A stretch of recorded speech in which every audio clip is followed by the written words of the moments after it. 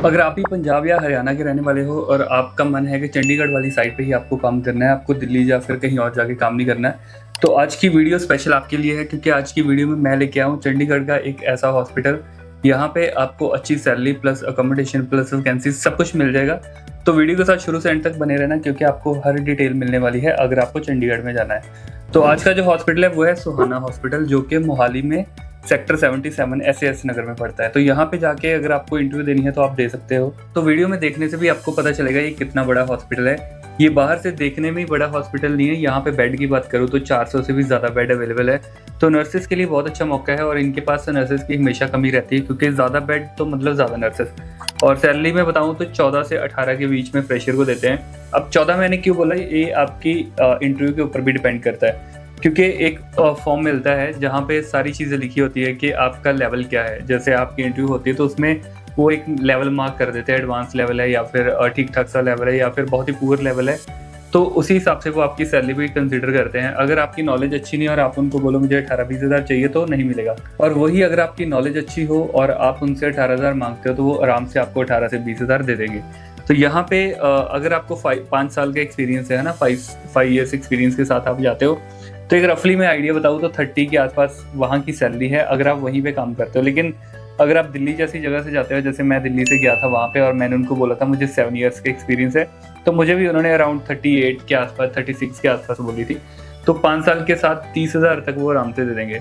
और अगर मैं बताऊँ हॉस्टल का, हॉस्टल वहाँ पे अवेलेबल है फीमेल्स के लिए और यहाँ तक मुझे सुनने में आया है मेल को भी वो अकोमोडेशन देते हैं। तो ये एक थोड़ा सा पॉजिटिव पॉइंट है क्योंकि मेल को अकोमोडेशन मिलना बहुत ही कम हॉस्पिटल में होता है। लेकिन क्योंकि ये थोड़ा सा गुरुद्वारे के साथ में पड़ता है तो मे बी वहाँ पे इन्होंने एक बिल्डिंग बना रखी हो। तो अभी बात करते हैं ड्यूटी आवर्स की। ड्यूटी भी देखो जैसे दिल्ली में चलती है वैसे ही सेम है, लेकिन दिल्ली से मुझे लगता है ऑफ एक आध कम हो सकता है। अदरवाइज ड्यूटी वही 3 शिफ्ट चलती, मॉर्निंग इवनिंग नाइट। और यहाँ पे भी आपको मतलब 6 से 7 घंटे की ड्यूटी ही मिलेगी।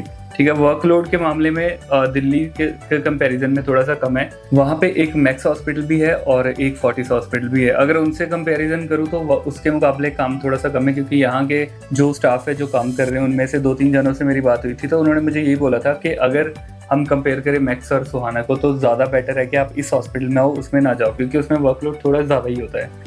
तो वैकेंसीज की बात करें, मेल और फीमेल दोनों को ले रहे हैं और फ्रेशर को भी ले रहे हैं। मेरे साथ बहुत सारे स्टाफ थे जो बिल्कुल फ्रेशर थे, जिनको मतलब 2-3 महीने का एक्सपीरियंस था। तो उनकी भी इंटरव्यू हो रही थी, सब कुछ हो रहा था। बस वही है, टेस्ट क्लियर करो और इंटरव्यू क्लियर करो तो आपको रख लेंगे। अब इंटरव्यू और टेस्ट वहाँ का क्लियर करना ऐसा नहीं है कि बहुत ईजी है क्योंकि मेरे पास फोटो भी है इनके क्वेश्चन पेपर की। 2 क्वेश्चन पेपर है। अगर आपको भी वहाँ पे जाने का प्लान है और आपको चाहिए कि क्वेश्चन पेपर भी मिल जाए प्लस आपको इंटरव्यूज में जितने भी क्वेश्चन पूछे जाते हैं सारे मिल जाए तो उसके लिए आप मेरा कोर्स ले सकते हो। मैं विदिन 7 डेज आपको रेडी करके इस हॉस्पिटल में लगवा दूंगा। इसमें तो क्या, आपको जिसमें भी जाना है हर उस हॉस्पिटल की इंटरव्यू मैं आराम से आपकी क्लियर करवा दूंगा। मुझे चाहिए आपके 7 दिन के अंदर आपको उसी हॉस्पिटल में लगवाऊंगा जिसमें आप बोलोगे। बाकी अगर कोर्स ज्वाइन करना है तो नीचे मेरा व्हाट्सएप का नंबर है, वहाँ से आप मेरा कोर्स ले सकते हो और आपको सारी डिटेल बाकी मैं व्हाट्सएप पे दे दूंगा। तो अभी हम बात करते हैं इंटरव्यू प्रोसेस की। इंटरव्यू के लिए देखो क्या करना है, आपको हॉस्पिटल में जाने की जरूरत नहीं। मैं भी पहले हॉस्पिटल में गया था लेकिन इनका जो HR है वो हॉस्पिटल में नहीं, वो हॉस्पिटल के बिल्कुल बैक साइड पे है। बैक साइड पे जाओगे, वीडियोस में आप देख रहे होंगे, यहाँ पे सीधा रोड जा रहा है। तो यहाँ पे आगे जाके आपको एक रोड क्रॉस करना है, आगे गुरुद्वारे के अंदर एंटर हो जाते हो। एंटर होते ही लेफ्ट होना है तो वहाँ पे इनका बाहर इन्होंने लिखा हुआ है सुहाना हॉस्पिटल करके। तो वहाँ पे जाके इनका एक ऑफिस है, पूरा सेटअप है जिसमें इन्होंने अपना HR बना रखा है। वहाँ पे जाके सारा टेस्ट वगैरह वहीं पे होगा, सब कुछ वहीं पे होगा। जब आपका टेस्ट क्लियर हो जाता है उसके बाद आपको इंटरव्यू के लिए आना है हॉस्पिटल के अंदर। हॉस्पिटल के अंदर जब आओगे तो वहाँ पे आपको 3rd फ्लोर पे, 2nd या 3rd फ्लोर है तो वहाँ पे CNO के ऑफिस पे आना है। वहाँ पे आपकी इंटरव्यू होनी है। जैसे दिल्ली में होता है ना, अगर आपको एक्सपीरियंस है जिस डिपार्टमेंट का उसी डिपार्टमेंट के डॉक्टर के साथ आपको मिलवाते हैं। यहाँ पे ऐसा नहीं है, यहाँ पे आपकी इंटरव्यू होनी है CNO मैडम के साथ। ठीक है, आपको किसी भी डिपार्टमेंट के एक्सपीरियंस है XYZ, उन्होंने आपको हर वो क्वेश्चन पूछ लेना है जो वो डिपार्टमेंट के रिलेटेड है और उसके लिए आप अच्छे से रेडी होके जाना क्योंकि टेस्ट तो हर कोई क्लियर कर लेता है। कुछ तो चैट GPT से या जैसे भी देख के गूगल से कर लेते हैं, बट इंटरव्यू के टाइम पे आपके दिमाग में जो चीज़ है ना वही आपको बोलनी है। अगर दिमाग में कुछ नहीं है तो कुछ बोल नहीं पाओगे, कुछ बोल नहीं पाओगे तो ऑब्वियसली फेल हो गए। बाकी फेल आपको मैं नहीं होने दूंगा। तो इंटरव्यू क्लियर करवाने के लिए मैं बैठा हूँ, मैं विदिन 7 डेज आपको रेडी कर दूंगा। व्हाट्सएप का नंबर है, आप मुझे मैसेज कर सकते हो कोर्स ज्वाइन करने के लिए। तो अभी मैं आपको कुछ इंटरव्यू के क्वेश्चन बताता हूँ। मेरे से ज़्यादा नहीं पूछे इन्होंने, 8-9 क्वेश्चन पूछे थे, तो मैंने वो लिखे हुए हैं, मैंने वो रिकॉर्ड भी करे थे, लिखे भी हैं। तो आपको मैं बताता हूँ कि कौन कौन से क्वेश्चन थे, तो आप इनकी भी तैयारी कर सकते हो। इसके बिना यूट्यूब पे बहुत सारी वीडियोस है, वहाँ पे भी आप अपनी तैयारी कर सकते हो। ठीक है, तो सबसे पहले तो अब इंट्रोडक्शन ही पूछी थी उन्होंने, तो मैंने अपनी इंट्रोडक्शन दी। ठीक है, उसके बाद उन्होंने पूछा था कि लास्ट आपने मतलब कहाँ पे कौन से डिपार्टमेंट में काम किया, तो वो मैंने उनको बताया अपना डिपार्टमेंट। उसके बाद रिलेटेड डिपार्टमेंट के रिलेटेड ही उन्होंने कुछ पेशेंट्स के बारे में पूछा। और पेशेंट तो चलो ठीक है, आपको जिस डिपार्टमेंट के एक्सपीरियंस है वो बताने हैं। अगर फ्रेशर भी हो तो भी आपको ये नहीं बोलना है कि मुझे बिल्कुल ज़ीरो एक्सपीरियंस है, 5-6 मंथ का बोलो, क्योंकि आपने इंटर्नशिप तो सबने करी होती है ना। तो वो एक्सपीरियंस आप उनको बताओ, उसी के रिलेटेड आप उनको बता दो कि मैंने ये पेशेंट देखे हैं, 2 ब्रेन के, 2 हार्ट के, 2 लंग्स की, 2 किडनीज की, है ना, 2 एब्डोमेन की, 2 ऑर्थो वगैरह की, है ना। तो ऐसे करके आप कम से कम 10 डिजीज कंडीशन याद कर लो और वही 10 डिजीज कंडीशन उनको बता दो। उनमें से 5 भी बता दोगे तो इनफ है कि मैंने ये पेशेंट देखे हुए हैं ना। लेकिन जो भी बताओगे वही बताना जिनके बारे में थोड़ा बहुत पता हो। ऐसा नहीं होना चाहिए कि आपसे उसी बीमारी के बारे में पूछे जिसके बारे में आपने बताया और आप ब्लैंक हो जाओ कि आपको कुछ पता ही नहीं है। तो उसके बाद नेक्स्ट क्वेश्चन उन्होंने पूछा कि आप एज ए नर्स क्या क्या कर लेते हो। तो देखो, एज ए नर्स क्या क्या कर लेते हो, इस क्वेश्चन का जो आंसर है आपको मतलब ज़्यादा इलेबोरेट करके नहीं देना, आपको शॉर्ट में बताना होता है कि एज ए नर्स हम क्या क्या करते हैं। प्रोसीजर अपने पहले दिमाग में लेके आओ, प्रोसीजर कौन कौन से प्रोसीजर आप कर लेते हो वो सारे बता दो। नहीं भी आते तो भी कोई दिक्कत नहीं है, बता दो, क्योंकि अगर वाकई तो देखेंगे नहीं, है ना। तो उनको बता दो IV कैनुलेशन कर लेता हूँ, ब्लड सैंपलिंग कर लेता हूँ, है ना। उसके बाद फॉलिस कैथेटराइजेशन कर लेते हैं। उसके बाद सेंटर लाइन डालने में असिस्ट कर लेता हूँ, इंटुबेशन में असिस्ट कर लेता हूँ ना। ये कुछ प्रोसीजर हो गए। उसके बाद डॉक्यूमेंटेशन का बता सकते हो कि डॉक्यूमेंटेशन, इनटेक, आउटपुट, जो भी मतलब वाइटल्स करते हैं और जो भी हम चार्ट वगैरह फिल करते हैं वो सारी चीज़ें डॉक्यूमेंटेशन में आ जाती हैं। आपके NCP भी उसी में आ जाते हैं ना, तो मैं डॉक्यूमेंटेशन कर लेते हैं। तो उसके बाद मेडिसिन का हो गया, मेडिसिन के बारे में बोल सकते हो कि सारी IV IM सारी मेडिसिन हम कर लेते हैं ना। तो ऐसे करके आपको जो भी आप बता सकते हो। तो उसके बाद उन्होंने नेक्स्ट क्वेश्चन पूछा था, before suctioning what you have to do, मतलब जब भी आपको सक्शनिंग करनी है तो क्या क्या चीज़ें चेक करते हो।